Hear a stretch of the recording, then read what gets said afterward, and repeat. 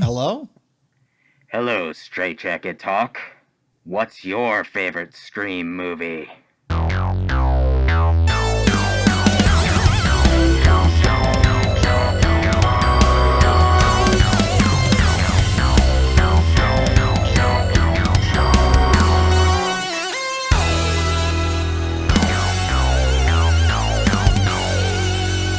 Hard to answer my phone with these headphones on. Hey everyone, welcome to Straight Jacket Talk, where it's two guys, a girl, and a horror show. My name is Kevin, and I'm joined by a guy who is the Billy to my stew. It's Nathan. I'm gonna stab you way too deep. I'm getting a little woozy here. I'm also joined by a girl who makes better lemon squares than Judy. It's Jill. Fuck yeah, I do. Judy is an amateur. Hate to speak ill of the dead. Poor Judy, but it's true. We are celebrating our 1 year anniversary. It's been 1 year since Straight Jacket Talk started. January last year, and it was just me and Nathan. We did our top 3 horror movies of all time. If you want to check that first video out, go look through our playlist. It's Maybe don't rough. check that first one out. Well, it's been a long journey, and tonight we have a special episode because we're going to be doing our Scream franchise ranking. There have been six Scream movies. So that's pretty cool. It is pretty cool. I got lost in my notes there for a second. Way cooler than if there was 5. Little spoiler there. Before we get into our ranking, I want to get everyone's opinion on the Scream franchise as a whole. Like, what are your overall thoughts on this horror franchise? Because I gotta say, for me, I think one of the big things I took away from these Scream movies is, yes, there are some that are better than others, obviously. But for me, I don't think there's a real bad Scream movie. And I'm talking about, like, Jason Goes... Okay, I'm talking about, like, Jason Goes to Hell. I'm talking about Halloween Resurrection bad. Okay. Yeah, Jason there's Goes to nothing Space. that bad. Some people love I that haven't one. seen that one yet. I want to see that, actually. I think that's my overall takeaway is, like, okay, there's some that definitely aren't as good as others, but I think they're watchable and, like, you can put them on and still have a good time no matter what. And some of these movies I haven't seen since they first came out, so rewatching them for this episode was pretty cool. And I gotta be honest, my ranking did change a little bit, so I believe it. hold on tight. Nathan, what But about Kevin, you? What? I have an analogy to make. A Scream movie is like ice cream. Even when it's not particularly good, it's not bad either. I like it. Except for one. But anyways. There's one Okay. that I just don't like and will not watch again. But Why don't you talk about it? not yet. We're not there yet. Got us teased up. This might be the most consistently good slasher franchise. I mean, it has fewer movies than a lot of the other slasher franchises, partly because it came out much later. I did get burnt out on Scream a little bit by the end of it. I had only seen the first 2 movies, so I had to watch 4 movies for the first time. And it's like, if I was going to watch these movies without doing this show, it would not have been all within a week and a half. Yeah. And by the end, I was like, okay, this formula's getting a little old. Tiresome. But I'm not going to say I didn't enjoy doing a little bit of a marathon overall, though, because these, for the most part, are damn good movies. The first one, of course, is a classic. Jill, how about you? Had you seen all of these before? Yeah, I did a Scream marathon in 2023, so fairly recently. But it was good because the first time I did that whole marathon, it was kind of like a lot of details to retain that I kind of forgot on this watch, and I'll probably remember them better now. Always been a big Scream fan. It's funny because when I was a kid, I actually saw Scary Movie. Is it Scary Movie 2 where they do, or just the first Scary Movie? Scary Movie 1's the one that basically just Oh, it's just Scary Movie. I remember seeing that before I actually saw Scream. So my first experience was just a parody of it. So the first time that I actually watched Scream, I was just like kind of blown out of the water by like the commentary they make and how meta they make everything. And they make it cool to like scary movies, which is such an underdog type of genre, especially when this came out in like the late 90s. It just became such a mainstream sort of thing that like everyone knows who Ghostface is. Yeah, I mean, they're just iconic. I mean, I remember when that first Scream came out, I think I was in 7th grade. I was not allowed to watch it. I did not see that in theaters. All the friends who had more liberal about what they let their kids watch, parents, were talking about it. Everybody, all of them were talking about it. It was everywhere. It was a phenomenon. It's an iconic franchise, really, because I think there's something from each movie that's almost made its way into the zeitgeist of pop culture a little bit. So I think that's a really cool thing, especially for scary movies, because I don't think they get enough love. So I think this franchise is really about love for scary movies. Before we begin our ranking, though, if you could please hit the like and subscribe button, and also hit the notification bell, because when we have a new video, you'll be the first to know. Isn't that right, Nathan? Yes, it's a privilege. What we're going to do for the Straight Jacket Talk Scream franchise ranking is we're going to start at movie number 6. We're going to go in reverse order all the way down to 1. Scream 6 is actually number 3 for me on my list. Quite high. It kind of holds a special place in my heart because it was my first and only experience seeing a Scream movie in a theater. Oh. So that was kind of like a dream, you know? 'Cause yeah. Growing up, I never lived close enough to a theater to see any of them. So it was, I don't know, just a different experience to actually see it. And I think it was a really good one to see in theater because how different this was in tone from the rest of the franchise, like even kind of the one that's attached to this 5. Yeah. This one is just so dark, I feel like, and Ghostface comes off as like very sinister, kind of, because I feel like it's kind of malicious, but in a campy sort of way in every other Scream movie, but in Scream 6, Ghostface, even just the look of him, like with the weathered mask. Yeah, I do like that. It's so much scarier.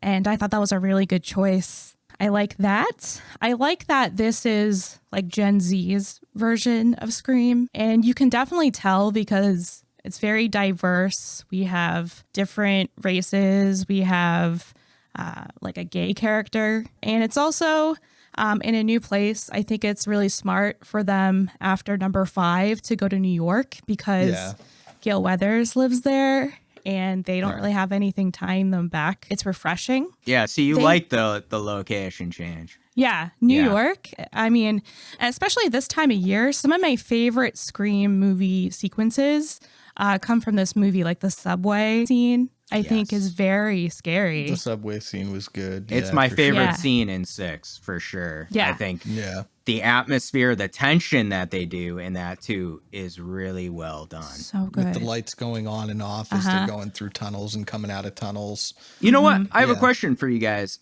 Is this the only Scream that takes place like in conjunction with Halloween? I'm trying to remember. I think it is. It's weird that they waited to the 6th though to make that. None of the other Scream movies really have like a time of year theme at all. Right. Yeah. There's no Christmas. It's not like, oh, this is the summer movie. Maybe it takes place in the summer, but nobody cares what season it is what I'm trying to say, I guess. Yeah. I just think it's like it's a missed opportunity as far as like the Ghostface costume, because for years that's got to be the most popular Halloween costume out there, I would think. Yeah. Because of the Stab franchise. Yeah. And another thing about the costumes is that during that sequence, there's just so many different types of costumes, and it's fun to look at all the different horror characters. Like I saw the May Queen from Midsummer. I saw the main character from Ready or Not this time around. I never noticed that before. Yep. I thought that was really cool. Yeah, that was kind of a different opening too, I think, for a Scream movie. Yeah, I really liked the opening. I guess I should say, if I'm going to start talking, that I have it at 4. Okay. Oh. Yeah, I really liked that opening quite a bit. The whole idea where you've got a Ghostface who kills somebody, and then an actual Ghostface shows up and kills the Ghostface. Do you feel like an animal, Jason? Some of the openings in this series are like, well, we got to have an opening. What are we going to do? I don't know. Kind of the same as last time. Right. And this is one that actually feels like it subverts expectations in a really fun and interesting way. I thought it was like a cute little game of kind of, not cute, I guess, but game of cat and mouse where he's luring her out of, the bar to an alleyway. And he's like, you're a slasher professor. You should know better than this. You teach a class about slashers, and you still walked into a dark alley alone. I would not go down that alley, by the way. No. And I'm not a lady, but... I loved her acting. She was great. And then like not too long after, since I was talking about like how kind of sinister this is, one of the kills is kind of like a Jeffrey Dahmer sort of like cut up body in the fridge. Yes. Right. Yep. Yeah. That was pretty gruesome for a Scream movie. Way more gruesome, I think, than anything else in the franchise. It might be, for sure. Yeah. That's crazy.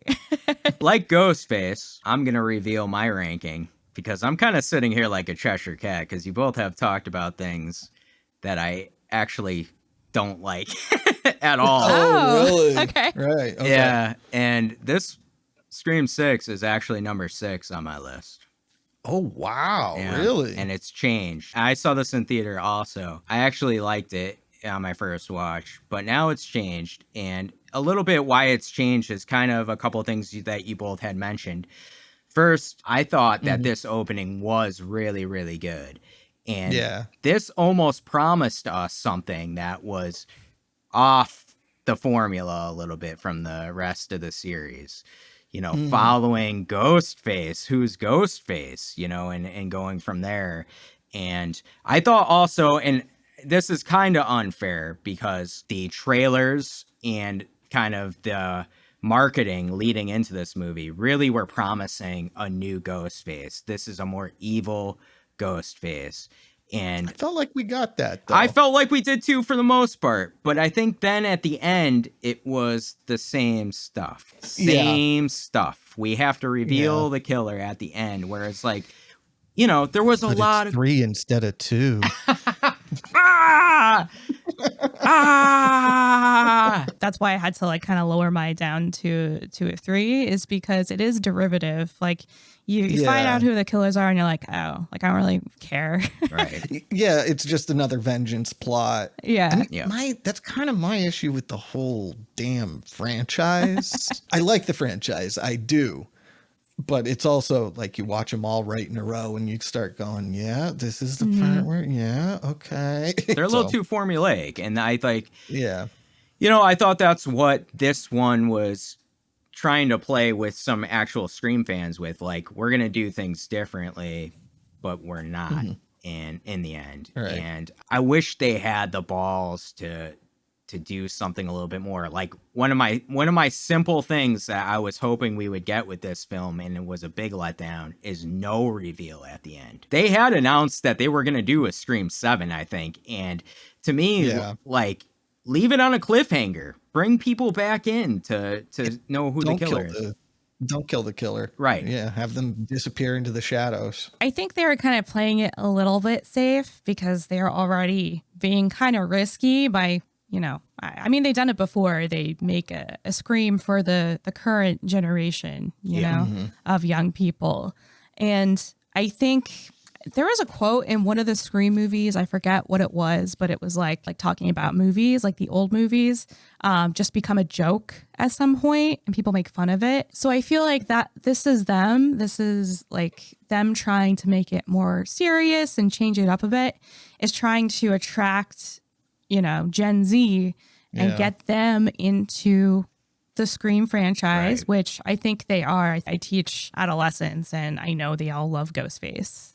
So I think it was successful to kind of reel them in and make them take it seriously with all the gruesome stuff, because that's the kind of horror that is popular for this generation. And they just keep the same formula of what happens in every single Scream movie because they're sticking to, what the tradition is while bringing in new blood. I miss some of the comedy. The two newest ones, it's like, give me a few more jokes. Like, there's some comedy in there, but like, it never gets to the point like in the first one where everything where nobody's dying is funny, pretty much. You know? I think overall too, that's what these two newest entries are missing, is that fun element. They're trying to hit on the serious tones a lot, and I think sometimes it's done really well, but when you have too much of it, part of the allure is the campy side of Scream a little bit. Like, it's not taking itself too seriously. So I don't know. And that's the balance, because what Jill's saying is valid too, because it's a new generation that you're trying to get invested in a franchise from the 90s. So also, I can't remember which character says it, but at some point a character says, fuck this franchise. Fuck this franchise. Mindy. Mindy, that's right. You thought the same And I thing? was like, for a second, I was like, yeah. And then I thought better of it, but it was kind of like, I know you're being meta, but that's sort of bad meta. Maybe don't do that. I feel like the humor is kind of dry and like a little bit deadpan, like especially things like Jenna Ortega says. I feel like that's pretty on brand also with Gen Z, having spent, time around them. That is their humor. Right. So I feel like they might find it funnier Maybe we don't get it. than we do. Ask Logan.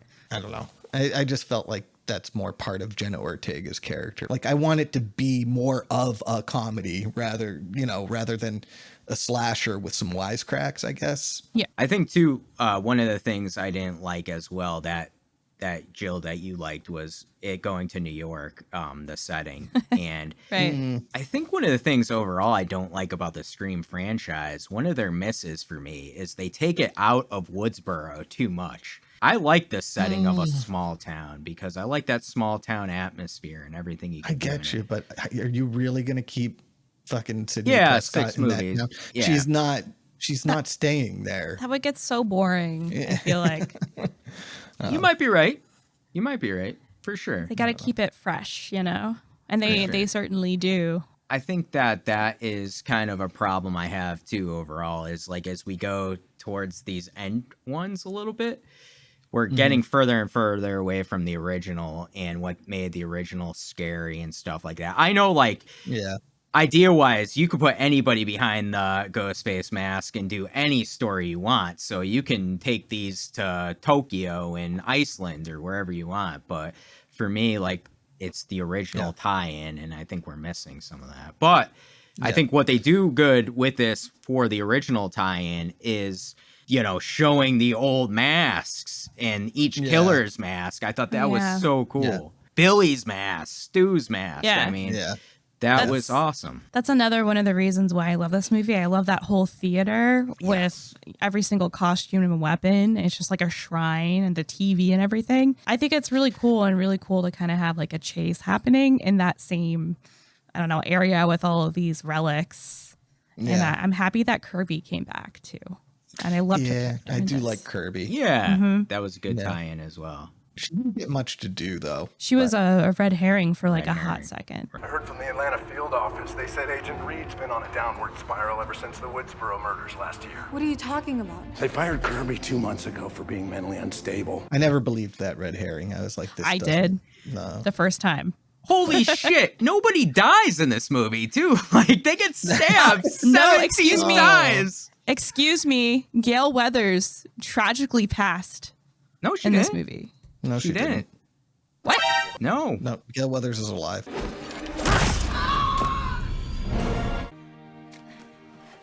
Got a weak pulse. Get the backboard. We need to move now. She was taken to the hospital at the end of the movie. Right. She's alive. She's going to be fine. Who's dead? Dewey. Well, Did Dewey but die in this he one? didn't die No, in he this died movie. in 5. Yeah. What the fuck am I talking about? She's going to be in 7. I mean, it looked like she died for sure, but she didn't die, and that's another issue I have. Yeah, people are just shrugging off gunshots and knife stabs all over the place in 6. How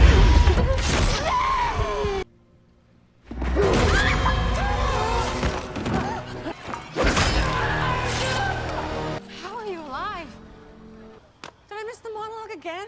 Yeah. Whatever. They're superhuman. Scream 5. Jill, where do you have Scream 5? Scream 5 is my number 5. It's my second least favorite Scream movie. There are certain things I liked about it. Like, I like the cast. I love Jenna Ortega. I like Melissa Barrera. I like them together as sisters. And I think the whole concept of Sam being Billy Loomis's daughter is, I don't know. I think it's exciting. I like that she's seeing him and she feels like this sort of moral, like, internal battle. Can't run from who you are, Sam.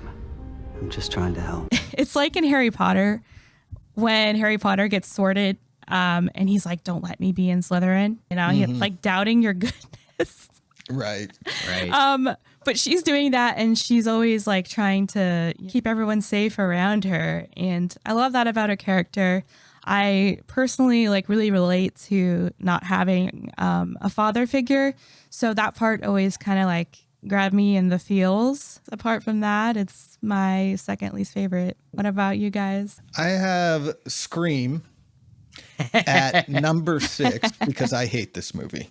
Okay. I outright do not like this movie at all. There's a whole discussion in this movie about requels. Oh my god, he's making a requel. A what? Or like a sequel. First of all, I don't like the word requel. I don't like the concept of a requel. Yeah, me neither. The idea that you have a sequel that's also a remake.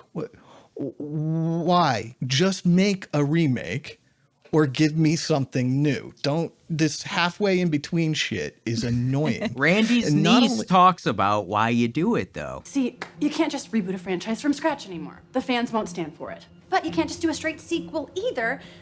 You gotta build something new, but not too new, or the internet goes bug fucking nuts. I don't care about that. I don't care. Yes, you do it to make money, but I'm not making that money. I don't give a shit if they make money. But another problem I have with this movie is that unlike other films in the franchise where they point out these rules and they point out the formula, those other films use that as a way to subvert your expectations, to keep you on your toes, to make it so that you don't know what to expect. Whereas this movie just follows all the rules of a requel while telling you what the problems with a requel are. And it's like acknowledging the problems is not the same as fixing them. What if Scream 1, except Sidney never lost her virginity? You know what I'm saying? So I have a counter to that, though. So by not subverting your expectations with the rules, is it subverting your expectations? No. No. Playing devil's advocate. Yeah. It's too close to 4. It was 11 years in between. Both 4 and 5 do a thing where like somebody gets cut on the arm, but it turns out they're the killer. And it's like, you're just stealing things from the last movie. You're ending the movie in Stu Macher's house. You're in Stu Macher's house where your dad and Stu killed everyone. Someone planned to get you there. You need to get the fuck out, Sam. Like in 3, at least it's a recreation of the house for a movie set. This is actually just Stu Macher's house. You're just doing 1 again. Also, I love Jenna Ortega, but I really don't think Melissa Barrera is that great, to be honest with you. I think she's kind of wooden. This one I didn't like her acting as much as 6. I thought 6 she was better. She was better in 6, yeah, for sure. I also hate the hallucinations of Billy Loomis. You're hallucinating a person you've never seen met, at an age that he never existed at. but everything else about you seems kind of fine. Like, you only seem crazy when you're actually hallucinating. Antipsychotics aren't working as well as they used to, are they? People who hallucinate like that are not okay, as well adjusted as this woman is. I don't know. I just kind of, I don't like this movie at all. So yeah, it's last in my list. Nathan, you and me are on opposite ends of the spectrum on this one, brother. Oh, really? You like this one? Number 2 for me. Holy shit. Yep. Number 2 for me. I'll tell you why. And this changed for me a lot. I felt like you did a little bit. It got a little tiresome towards my end of my watches. And I really thought that 5 actually did kind of reboot at least my like energy for this a little bit.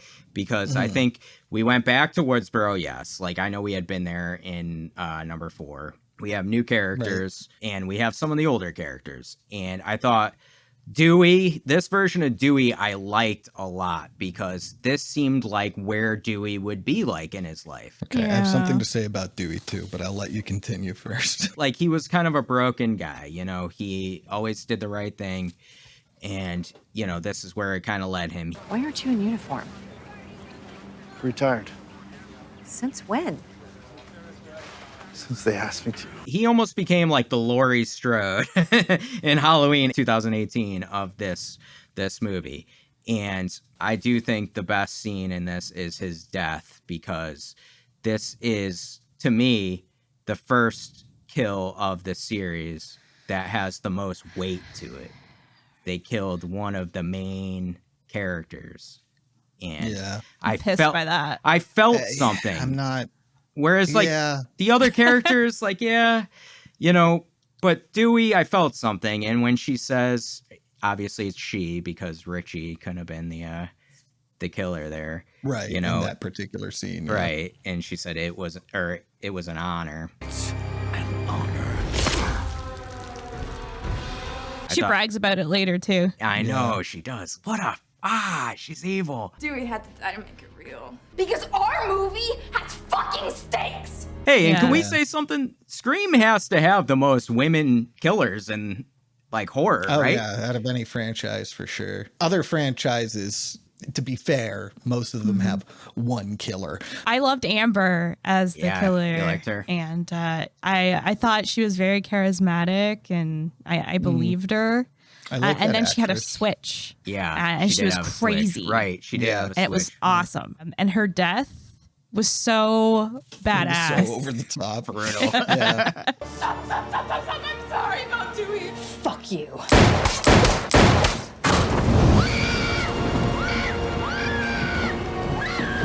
You know, falling back on the stove and catching on fire, but she's still alive and needs a bullet to the head.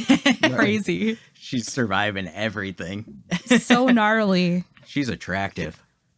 She is. Yeah, she is. Yeah. It's not about the that's crazy kind of why ones. I like her. Yeah, it's not about the crazy ones. But I kind of felt like this movie disrespected Dewey. I get what you're saying, but I felt like bringing him down that much right before you can kill Dewey. You can kill any of these characters if you do it right, and I'll be sad. But to have him be an alcoholic who lost his job, and then you kill him off when he's at his lowest point like that, felt like it disrespected the character to me. I hear you. It was really sad. But a character I love a lot. Also, he partly died because he was being stupid. He had his gun trained on the killer, and then went, "Oh, my cell phone went off." Right. Like, come on. Dewey's got enough experience with this that he's not going to go for his cell phone while he's got the gun. I didn't like that. You're bringing me into a tinfoil hat thing that I want to say on these two new movies. I was thinking, because we had heard for a long time that Stu was going to return as the killer. And I hope to God he doesn't. Listen, I felt that way too. After seeing these two movies, they've been leaving little clues. I know. And I saw them too. And I'm hoping that they actually do give us the payoff, because this is the way I feel, especially about Dewey's death. I don't think it was the girl that killed Dewey. I think it was Stu that killed Dewey in this scene. And I'll tell you why. Because at the beginning, which I do think is one of the best opening scenes, because I like Jenna Ortega's performance. I like her too, but I think it's one of the worst. We're all over the place. I was just going to say, they mentioned about who's the killer of the stab, and she says, Billy. And he was like, no, that's wrong. It was also Stu. I got it right! Oh, I'm sorry, Tara, but that's just not correct. The correct answer is Billy Loomis and Stu Macher. And there's other Easter eggs with the house. They have it throughout. And now I want the payoff. Like, I want it to be like, give me Stu at the end of all this. And he's the one that helped all these killers. Because how did Richie find out that Sam was the daughter of Billy Loomis? How would he figure that out? I'm thinking I don't Grand know. Mastermind Stu is helping some of these killers out. You're wearing your tin hat, bro. But I'm happy that you're happy. Yeah. I enjoyed this movie. All right, moving on. No, I want to talk about you how got bad something the else? opening is. It's just the opening to Scream 1. They just did it again, except this time the victim lives, and I just don't find that an interesting twist on the Scream 1 opening. And they had to talk about elevated horror. What does that mean, elevated horror? You know, it's like scary, but with complex emotional and thematic underpinnings. It's not just some schlocky cheeseball nonsense with wall-to-wall jump scares. That sounds kind of boring to me. Which is a term I'm not particularly fond of, to be honest with you. I know, I don't like it either. I thought, for me, the opening was good because it went back to just basics. Because after seeing the opening to 4, which was like the opening on opening on opening, I was like, ugh, just give me something freaking simple. Ooh. Oh, you liked that? He liked that. You liked it? I like that they follow that formula when they keep it like simple, because you know something's gonna come. Like, we'll talk about 4 later, but for 5, what's next? Yeah, 5, it stuck to that formula, but it was updated, and I thought it was cool to see like how things have changed, like the alarm. All systems disarmed. Systems armed. Yeah, and like the app on the phone. Yes, that was stuff cool. like that. Yep. I don't know. I thought that was really cool. I enjoyed that sequence. Yeah, I didn't like it, but that's all right. I didn't like anything about the movie, to be honest with you. I really don't like that movie. It's not as bad as like Halloween Resurrection. It's not as bad as some of the bad movies in other franchise. Yeah. But I just this is the only movie in the franchise that I will say I outright do not like and have no plans to ever watch again. Yeah. Okay. You feel strongly. Yeah. Before we move on to 4, did you know that Stu Macher or Matthew Lillard does do a cameo in this movie? Oh, does he? Yeah, he plays the chrome face, Ghostface, in the trailer that Richie's watching on his computer. Oh, okay. That's cool. That's also around the time that Dead Meat had their cameo. Yep. Into the podcast, Dead Meat. Oh, yeah. We know them so well. Number 4. Jill, where do you have number 4? I got a lot to say about 4. Scream 4 is number 2 for me. It is my second favorite because, like I was just talking about, like the generations. When Scream came out, I was a kid. I still loved it.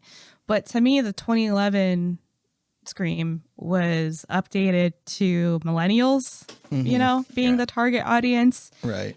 And dang, like the cast of this movie is crazy to me. We have people like Emma Roberts. I love her in Scream Queens and American Horror Story. Yeah, right. She just plays like the perfect bitch and like crazy. You were always just so fucking special! Well, now I'm the special one. Oh, God. I just love that. She starts off being like so innocent and it's believable, but then there's a switch and she becomes insane. And I love it. I just want to like smack her. I love it. It's so good. I thought that was, maybe the best reveal besides obviously one for me, but like I was shocked it like was a when I great first reveal. saw it. Yeah. Yeah. No, me too. other than one, that's the only reveal that made me go, holy shit, really? Yeah. Because she was so the final girl. It was just so good. Then you got Hayden Panettiere playing Kirby. I love her. She's great. Yep. We got Rory Culkin, who I love. Actually, when I was watching it, I was like, he kind of looks like Nathan. Now I know who you're talking about. Nathan, because I you're the looked at him and killer. went, oh, You're the God killer. damn it, he looks like me. And then he turned out to be the killer, and I was like, fuck. I All right. love Rory Culkin. You would have done that for Emma Roberts too, though. No. Oh, No, it's just me. No, I would have right. I would have hooked up with Hayden Panettiere there, and that would have been the end of that. I would have told everybody exactly who was the killer. Found a way What's to going insulate on? myself from what I had done at that point because I just gonna hang out with Kirby there for the rest of the days. Right. You know? Also, Anna Paquin is in one of the fake. Yeah, she's like, got that stars. cameo there. And Lucy alongside- Hale. What's her name? Kristen Bell. Kristen Bell. I was going to call her Sarah Yep. Marshall. Same person. Yeah, they were good. Lucy Hale from Pretty Little Liars. I love her. It was Yeah. cool to see her. Adam Brody, which is hilarious. I forgot about as a Adam cop. Brody as the cop. Definitely. And Allison Brie. Yes, she was right. the assistant. Yeah. I forgot about that. Like holy shit, the cast went so hard in this movie of people Also, like Wendy I love. Peppercorn from The Sandlot. She is in it, yeah. She's Judy. Officer Judy Hicks is the same woman who she plays Wendy okay. Peppercorn. Which, by the way, I was rooting for Dewey to divorce Gale and go to her because she's Wendy Peppercorn.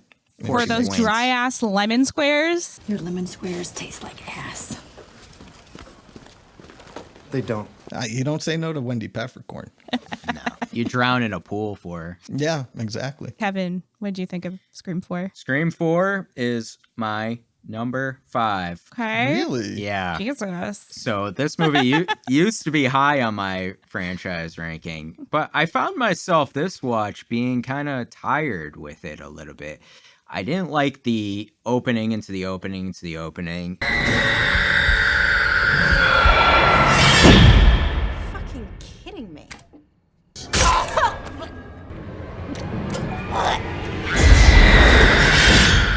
Oh my god, I love it. See, I love that. Yeah, you liked it. Yeah, I mean, I can understand for sure. Like, I found it tiring this watch. I wanted to see the Stabathon go on longer when they're in the barn, and I wanted that more as like kind of the final thing because it was a big set piece. Cool. Yeah, I thought it was cool too. That's why I wanted more of it. Like, Right. you know, how awesome would that be? First off, to have like a party with like a horror movie marathon. You could do it with Scream. Yeah, you could. You could. I mean, I thought that was cool. I thought Gale looked amazing in this movie. Like, she looked astronomical. Yeah. You know, I did like a lot of this movie. I liked the characters like Kirby. Like I said, the ending was one of my favorites. But yeah, so I liked that. I mean, I did like a lot, but again, it just felt a little like drawn out. For me, it didn't feel very memorable in parts. Like I feel like there's a whole kind of middle section that is just out of my memory a little bit. I just didn't enjoy it that much. I can't even explain it. See, I've got 4 at number 2 as well. Oh, yeah. I really liked this one. I liked the opening. One of the greatest Ghostface kill/tricks I've seen in this franchise is when he's like, I'm in the closet, and she's opening the closet and he's not there, and he's like, I didn't say your closet. Liar. I'm over this.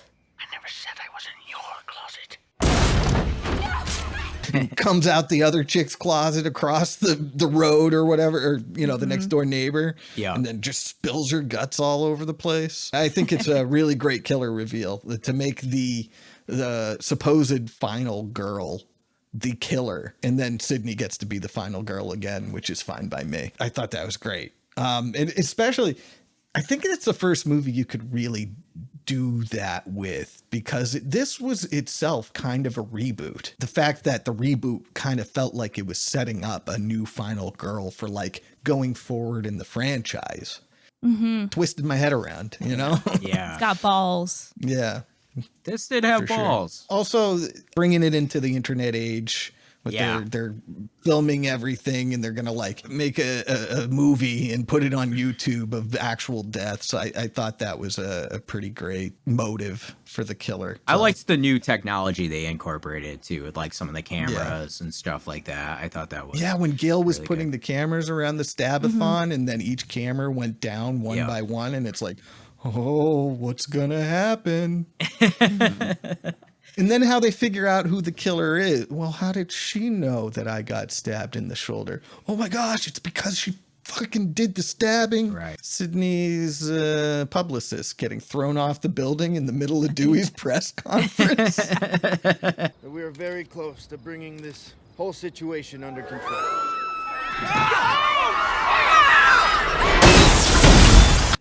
Fucking great.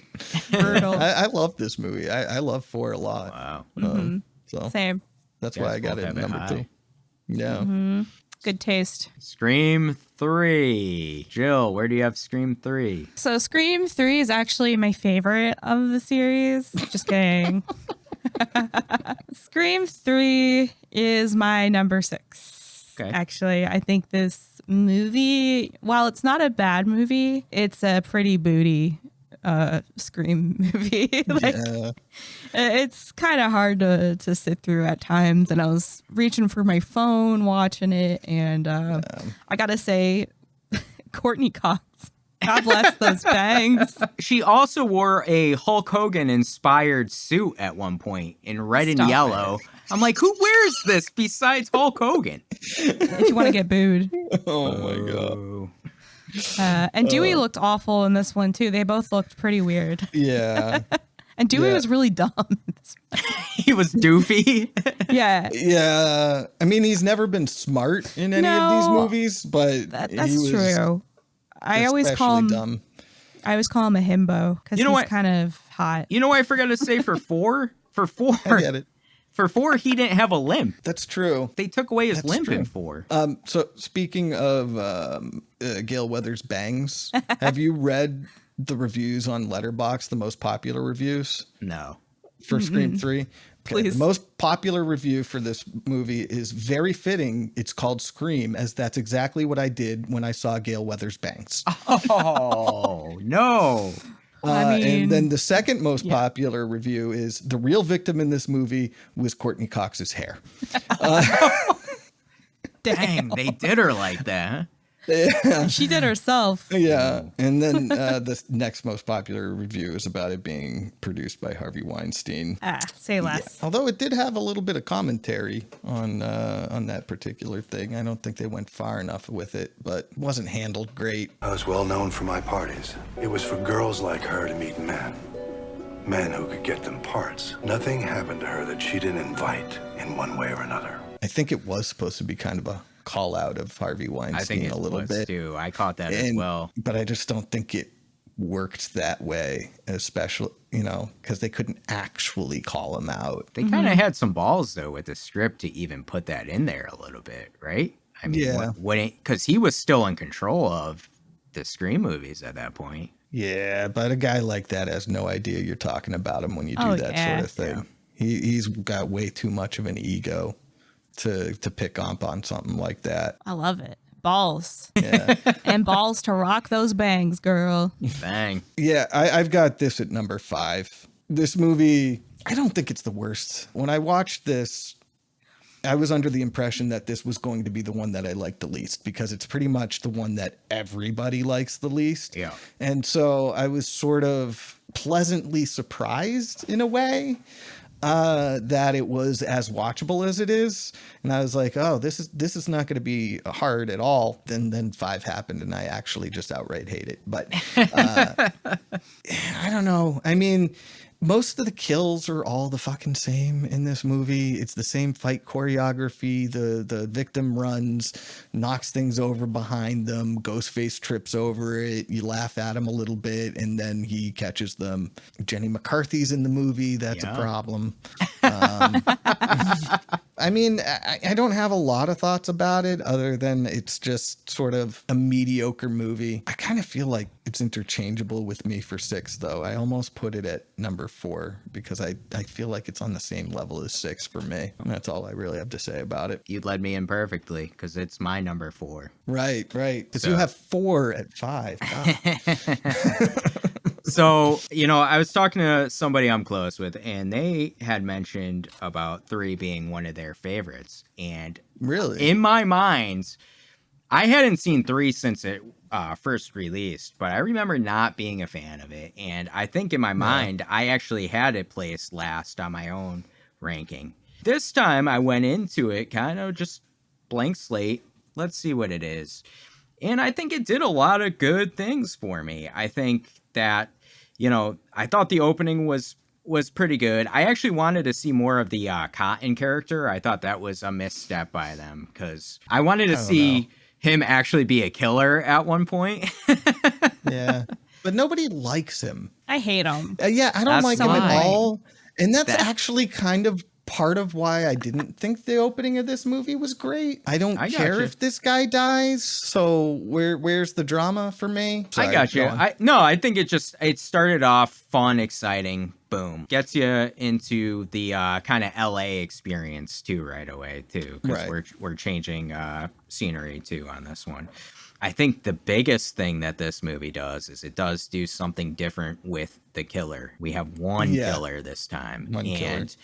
And they tie it into the original that it was actually, him that planted the seeds with Billy and Stu. My boyfriend didn't like seeing his daddy in my film too much. He didn't like it at all.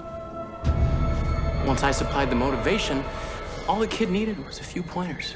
It kind of goes back to the original again, which I like building more on that mythos. I didn't like that. No, I thought that mythos was complete enough. Don't fuck with the original. I didn't really like his motivation. It just kind of made me uncomfortable.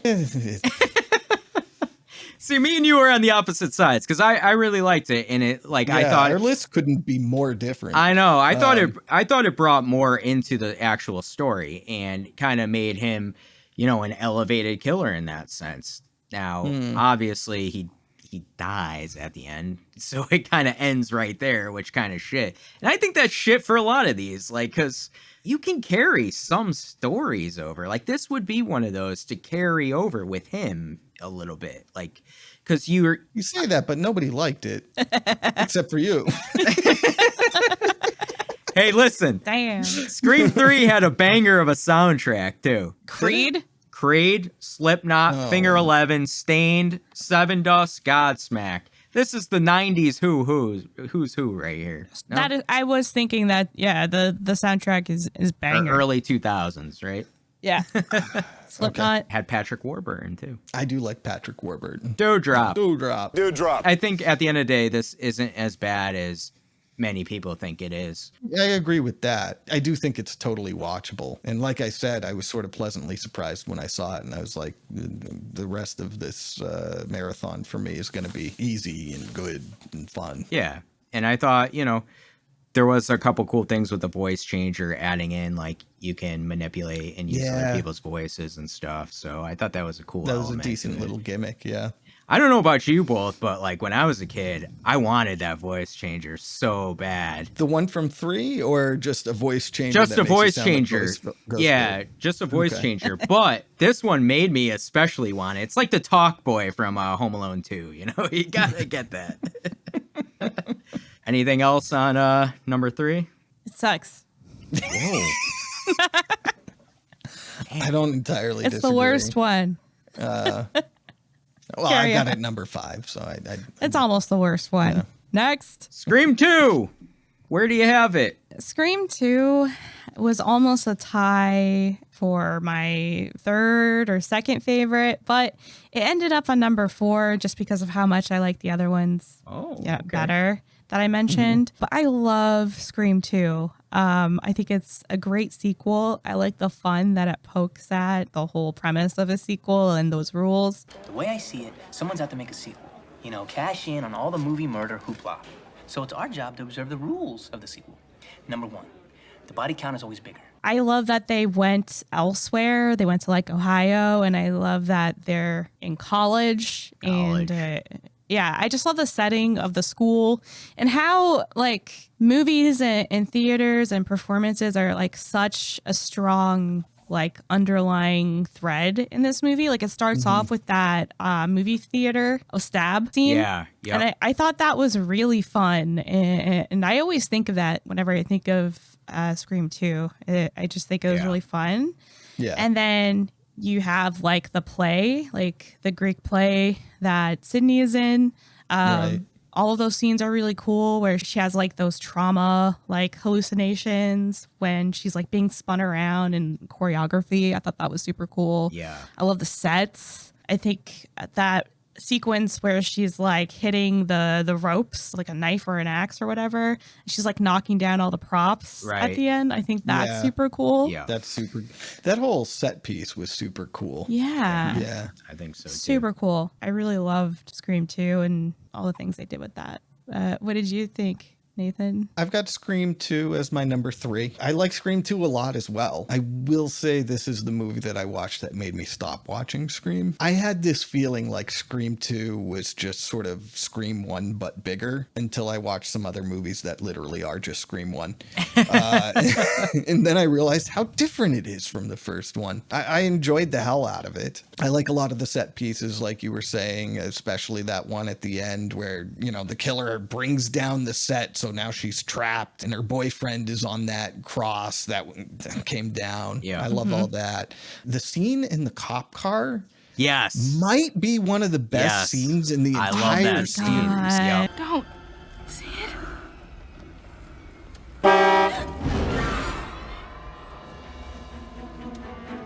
Ghostface is knocked out and they have to crawl over him to get out of the. That was so like tension.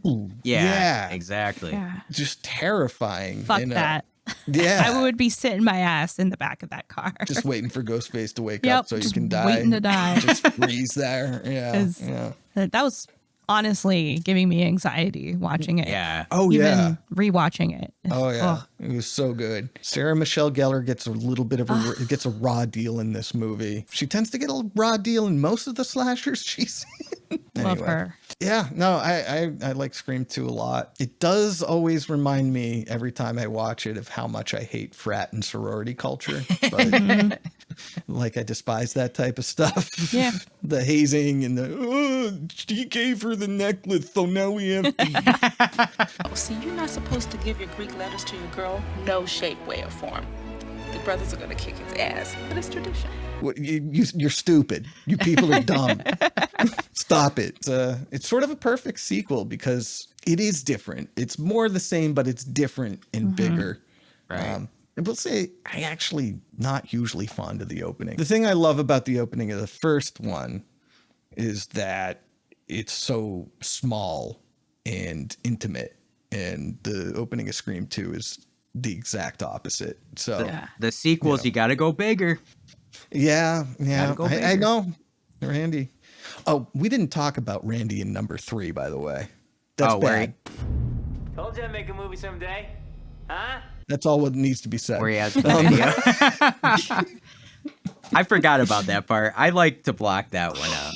Yeah, there's a reason we didn't talk about it. We all blocked it from our memories on purpose because of how bad it was. Nathan, you and me are in agreement for once. Scream 2 is my number 3 as well. Yeah. Yeah, I mean, everything you guys said, that car scene is one of my favorite scenes in the franchise. It's so good. Yeah. I gotta say, this cast has to be the 90s cast, no? Yeah. Timothy Olyphant, Joshua Jackson, Jerry O'Connell, Rebecca Gayheart, Sarah Michelle Gellar. Come on. And Portia then de Rossi is some random sorority chick. I forgot. Yes. Yeah. I was like, what? That I is know this so girl. funny. Yeah. Oh my Just god. a random sorority chick that has like barely any lines. She's such a bitch though, and I love Portia de Rossi as a bitch. They played it sure. great. They played it great. I mean, how cool too, that opening scene where you're in a movie theater like that, watching it. I want this for horror movies. Fuck. Give me like hold up. No. I know, because everybody's nightmare. Because everybody's talking. I love to talk during a movie.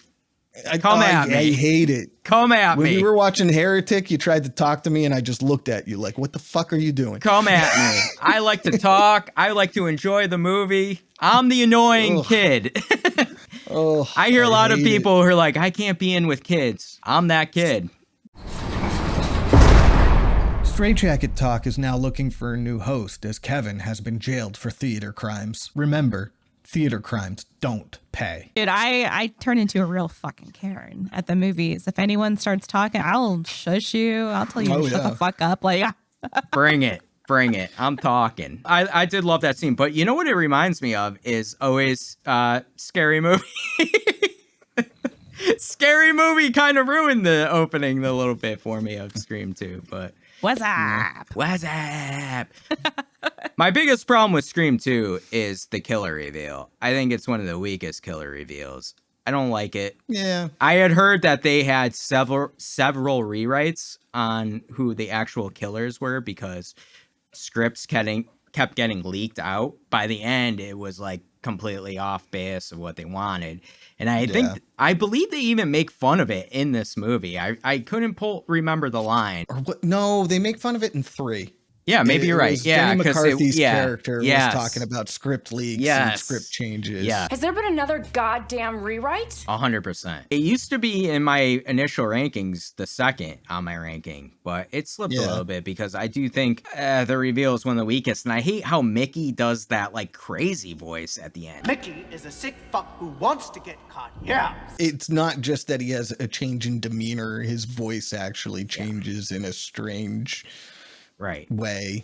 Yeah. It's like he's trying to portray Stu a little bit, but Stu is Stu.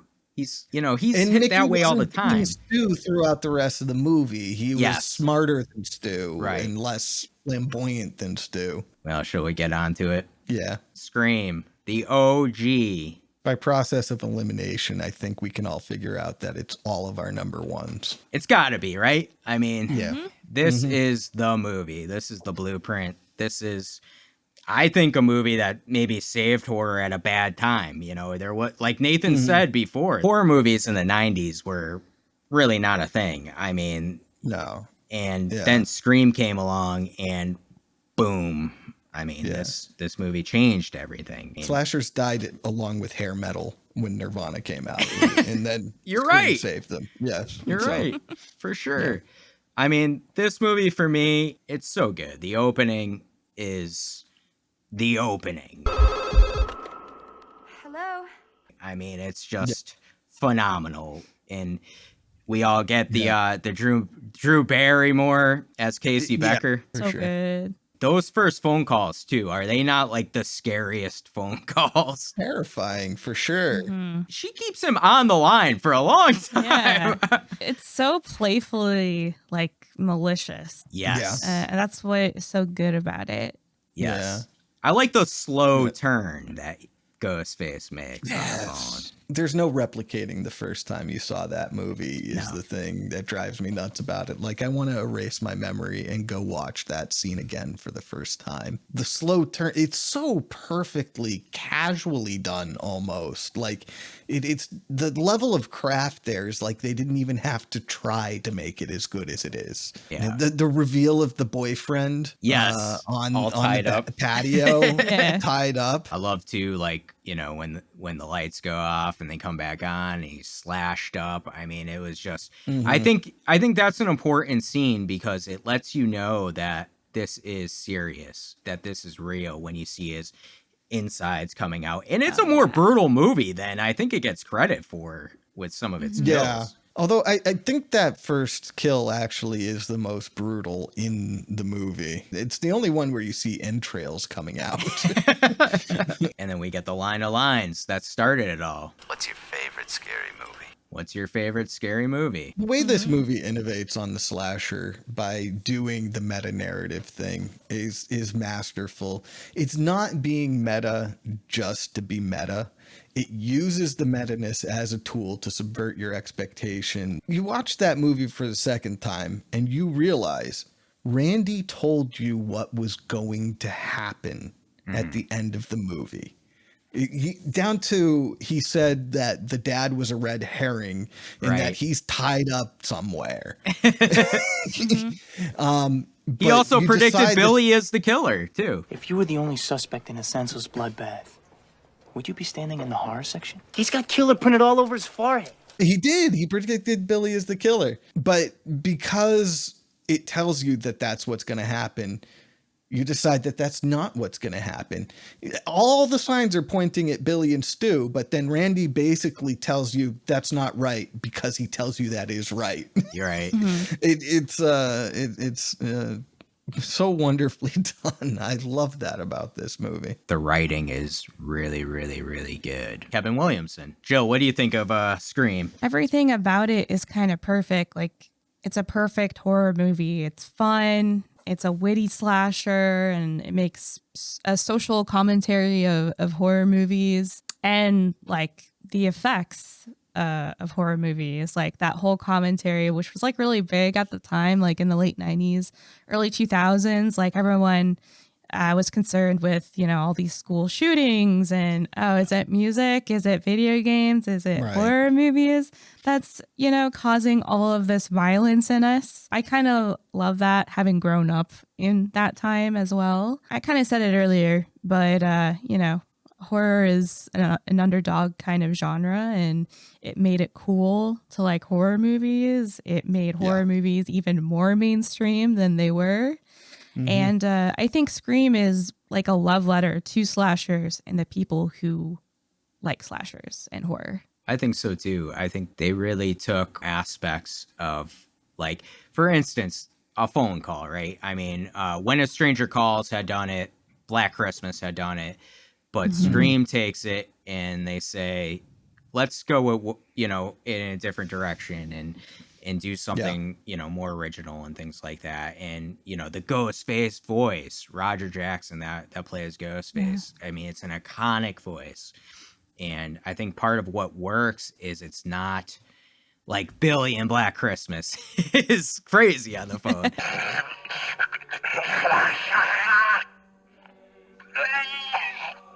You making popcorn? Uh-huh. I only eat popcorn at the movies. But this is just like subtle and nice and eloquent, and you're slowly kind of feeding into the charm, and then it turns into the madness, and you're like, whoa, like, and I think that's part of what plays with this. Even the phone ringing is scary in this. Yeah. And they use that sometimes too. How Ghostface looks, the mask, this I think is an iconic look because anybody could be Ghostface, right? I mean, you could put it on, and it's sold in every five and dime. Five and dime. They sell this costume every five and dime in the state. Yeah. So I think that's what's cool too. And I mean, I gotta hit on the killer reveal because two killers. It's like they killed one of the killers before he revealed himself as the killer. Sidney. Billy, watch out! Corn syrup. Same stuff they use for pig's blood in Carrie. There's two killers, which is awesome. Like, I think, I've heard it's been done before, but I mean, in this situation, most horror fans and most movie fans hadn't seen two killers like this. And it's like, it makes sense in this movie because one's on the phone, there's a lot happening. So like, then when you get the killer reveal, you're like, whoa, okay. It was so mind blowing, at the time, I feel. Who did you like better, Billy or Stu? Stu. I have ovaries, so Billy. Yeah, I get it. Stu is really funny, but Looks wise, I can't though. say. But Billy I can't looks say like- what I want to say. Yeah. And he's crazy. Would you take your PG-13 relationship up to an R level with Billy? I don't want to talk about that because I am a 33-year-old woman and Billy Loomis is like a 17, 18-year-old kid. Not now, he's not. No, at this point he's like 50 something. But he's older when than I me and was in Nathan. high school, yeah, I would have fucked hard with Billy Loomis in the Ghostface costume. We just talked about how Amber is hot, and how old is she? Yeah, this is true. This is true. It's true. 24. So does anybody have anything else to say on number one? No, it's perfect. It's a perfect movie. Perfect. Yeah, I mean, it is 5 stars all the way. One of the best slashers ever made, especially post 70s. I think it's one of the best horror movies because, like, I think, you know, it does have something for everybody. And it's hilarious. Justice for Tatum, though, by the way. Yes, absolutely. Oh, man. When she Speaking said- of hot. Speaking of hot. Good bitch. Ooh. Good hot bitch. Rose McGowan, And please. she was like, don't kill me. I want to be in the sequel. No, please don't kill me, Mr. Ghostface. I want to be in the sequel. I was like, I wanted you to be in the sequel, too. Instead, we got Randy, who's played by Jamie Kennedy. Fuck you, Randy. Yeah. She got fucked up. Oh, in yeah. That garage door. Just, Yeah. Also, the silliest kill in the Uh-huh. franchise. So iconic. It is iconic. Yeah, for how silly it is. Yeah. Because it doesn't make any sense.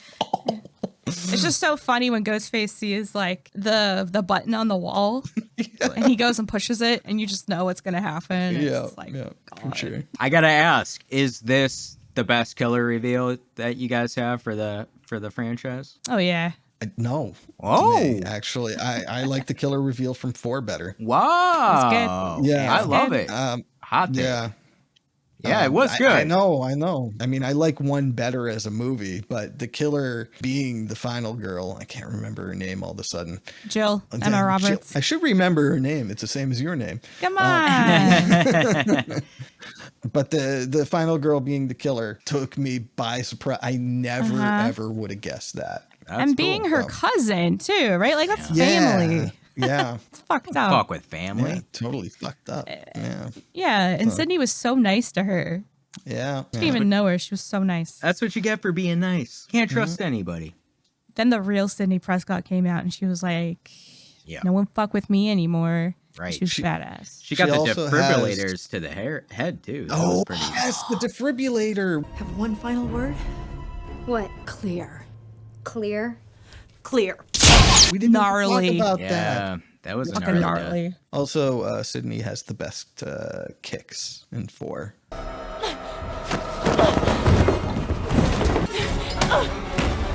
She kicks people in the face in 4 Yeah. best. I think Martial that- arts training. I think that's what I like too about this franchise is people actually fight back against the killer a lot. more. Yeah, I do like that about that. The killer is sort of isn't superhuman. They actually like get the shit kicked out of them. Is number one your favorite opening? Like Yes. open, like the open part. Sorry. Mhm. Nathan. No. What?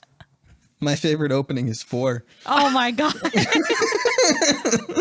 Yeah, I really like the movie within the movie. Like, Yeah. when they were, I know. The stab in the chest when the girl stabbed the other There's no element of surprise. You can see everything coming. girl in the chest, right? Yes. That was so funny. I was That was- cracking up. That was great. I was a little bit sour because I had just watched 3.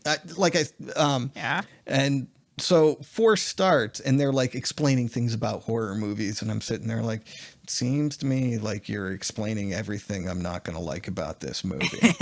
And then it goes out to stab 8 or whatever it was. And then I was like, wait, Kristen Bell is in this movie? Anna Paquin, What's yeah. going on? And then she stabs her and I'm like, what the fuck? And then I loved it. I thought it was genius. It was so funny. You know, after 2 and 3 had openings that were just kind of like Yeah, okay. You know, you're doing a spin on the opening for 1. 4 was such a breath of fresh air for me because it did something entirely different. I think I'm just like I just like the same old shit. You want the formula. Feed it to me. Feed it to me. Ravioli. Right. What's the formula? Before we end, is there a death in the series that you love the most? You thought like was the best kill of the series? Not a death, but kinda. This goes all together. So the sequence of Jill, aka Emma Roberts, when she's hurting herself and like setting everything up.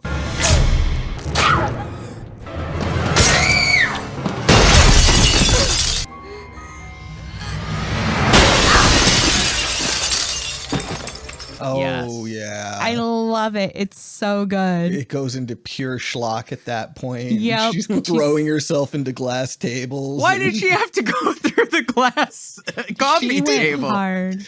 She didn't have to do half of that She shit. liked it. was Yeah.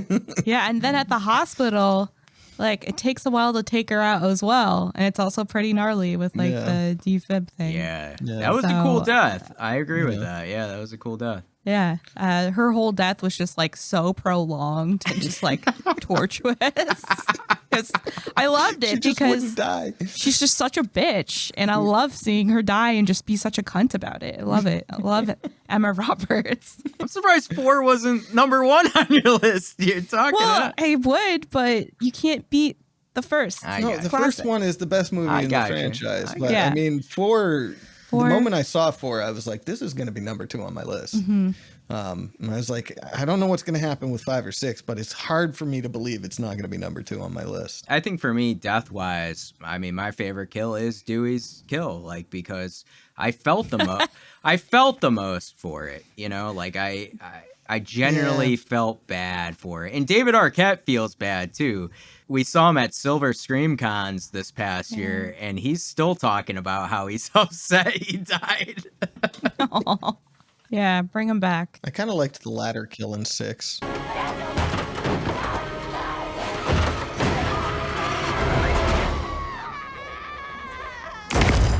Oh, the ladder is pretty vicious. That's a good one. Vicious. Yeah. The overall movie is where it is on my ranking, but that ladder was like, whoa.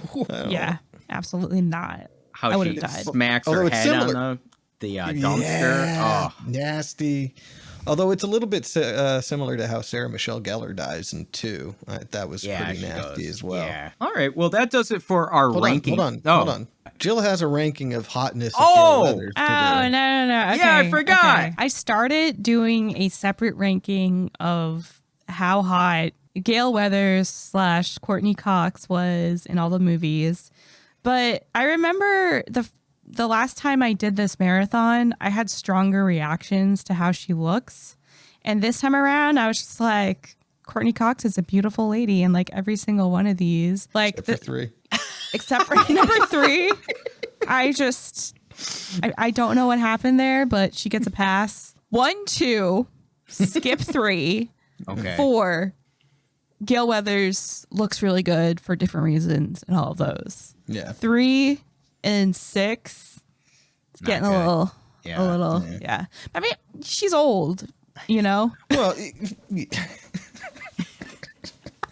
how much of this are we cutting out? Cut the whole fucking segment. 4, I think she looks pretty good, and I gotta say, I was like, she looks fresh. she got like fine wine. Okay, the little white top with the plunging neckline in 2. Trying to remember it. Did you write this down? It's in there. Oh, it's in there. Okay. That does it for our ranking on the Scream franchise. Before we get out of here, we just want to say a few words on our 1-year anniversary because it's pretty cool that we've lasted a year on YouTube. I think this started out kind of as our, secondary podcast to the Mouths of Madness and our YouTube podcast to kind of bring people in and, have them come to our channel. And I think it's really cool. I want to say thank you to everybody who watches Straight Jacket Talk. We really appreciate you making some time for us and, enjoying us. And if you don't enjoy us, I'm glad you're watching anyways. A long time into this video to be not enjoying us, that's for sure. Thank our haters as well. Right. Yeah, you got to thank them all. Yeah. I want to thank like Pokemon. I want to thank Nathan, because Nathan started this with me a year ago, and all the hard work he puts into editing and doing the shows too, because he brings a lot. And like, it's cool to talk to, one of my best friends about horror movies. It's I want to thank Jill, because she joined us about halfway through, like in May or June? No, April? I don't remember. June? I feel like you've always been a part of us. So like, I don't know. Me too. It does it's weird. feel like it feels like those episodes before you joined barely exist, and maybe we should just take some of those movies and do them again. That's so sweet. Halloween 6? We don't need to do the Cult of Thorn trilogy thing again. No. No, I really appreciate Jill, joining us too. Like, I think we were kind of all over the place reviewing movies, not knowing our format. And then I think when she came in, it really helped kind of make this show what it is now. And I think that's cool. And we've get a chance to talk horror and get her perspective too, because I do think it is very cool to get a female's perspective in horror, especially because it is a different perspective, and I think she brings something different to me and Nathan sometimes, and me and Nathan, which is cool, don't always agree all the time. So we basically didn't agree on anything this episode. My God. I don't think we've ever been so far apart, to be honest with you. I love it. So that's what I want to say. Thank you so much to everybody. We appreciate it. Hopefully we'll be back in another year and give you another franchise ranking for year 2. All the other franchises have too many movies. We're not doing this again. Nope. Nathan, how about you? You want to say any words? Yeah, no, I just want to thank everybody who's watching. And I want to thank both my co-hosts. This has been a fun time all year. I do want to apologize to a certain fan of ours for making her watch Eraserhead. But, also, I would like to apologize in advance for my next pick, which is our next episode. Give away our next episode. Our next episode is going to be on a Japanese movie called Tetsuo the Iron Man, body horror movie. Ooh. It's an interesting one for sure. It's Nathan's pick, so I'm definitely buckle up. Definitely interested. This is the strangest movie I've seen. Woo! I love it. All right, Jill, you have anything you would like to say? Oh God, put me on the spot. Thank you guys for inviting me to be a part of this. I really appreciate even the first opportunity you gave to me to come review Jennifer's Body. I feel like it's always been a natural fit, and our chemistry between the three of us just flows, which is crazy because kind of met on the internet. And it's cool that we get together and talk about this stuff. And I really enjoy it. And I appreciate all the work you guys do. I appreciate everybody who watches. So thank everybody. Thank you, everybody. Thank you, everybody. Thank you. We'll be back soon with another review. But until then, back to the padded room with you.